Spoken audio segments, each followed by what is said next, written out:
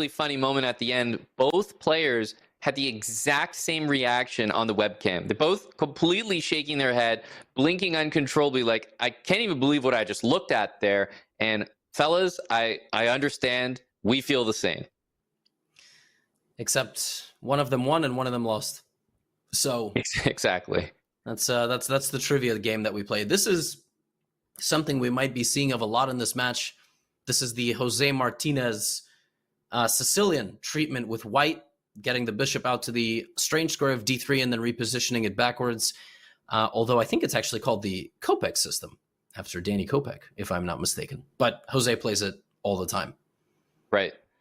Yeah, just having it, those systems that you play can really help out. But Magnus is actually really going for it here. Just the immediate d5, queenside castling.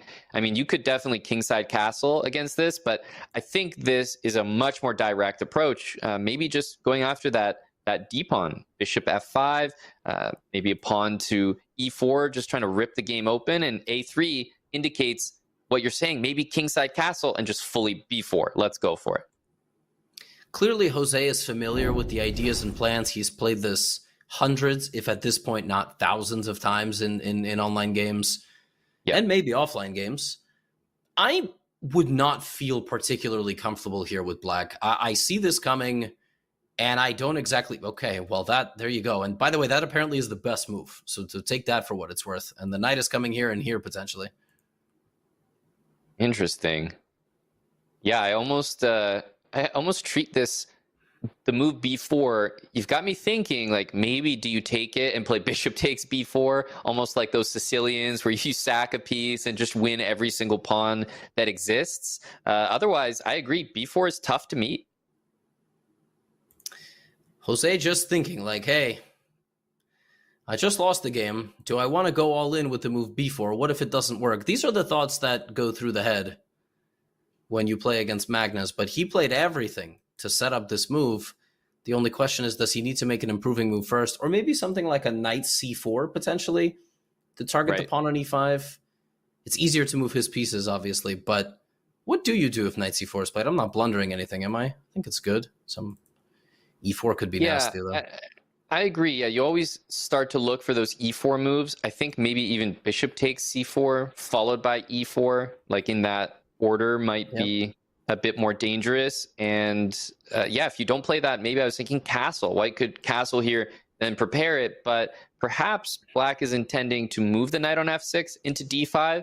And then not only is knight f4 a threat, but b4 becomes just almost impossible to play after that, because c3 would hang. Jose plays knight e4 after no less than 1 minute and 20 seconds of thought, which is never a good sign. But that is the deceptive nature of the 5+1 format. You can easily tank, and Magnus does play his plan, and now Jose decides this is what I want to go for. And look, come on, it's minus 1.2. You invest all this time, and just send a full send, right? F5. I mean, starts with G5. I do think that F5 first was very, very logical, and then just follow it up, because now, we're all in here, clearly. Both sides going full attack, and G5 was a mistake. This is apparently a blunder. I mean, Levy, what's going on here? I have no clue. I don't know how you carve your way through this. Like, is it f5? Is that the idea? What was Jose's idea there? Is it to take the pawn on c5? Because that doesn't look like a mistake to me. So is that the reason? It looks like it is, because the bar is staying still. Mm-hmm.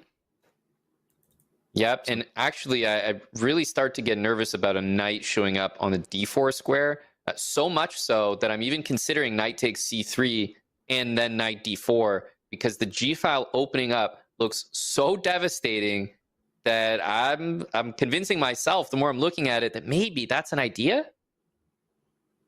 Yeah, I think so, because white has to make a move. If b5 is appearing on the board, you might just have knight takes. Immediately, knight takes, and the knight jumps into the d4 square because the pawn no longer covers it. And that looks... Maybe white just has to sack the queen at that point. I don't know. Exactly. Because, the rook g8 and the queen on d7 showing up to g4, h3, any number of these squares looks devastating.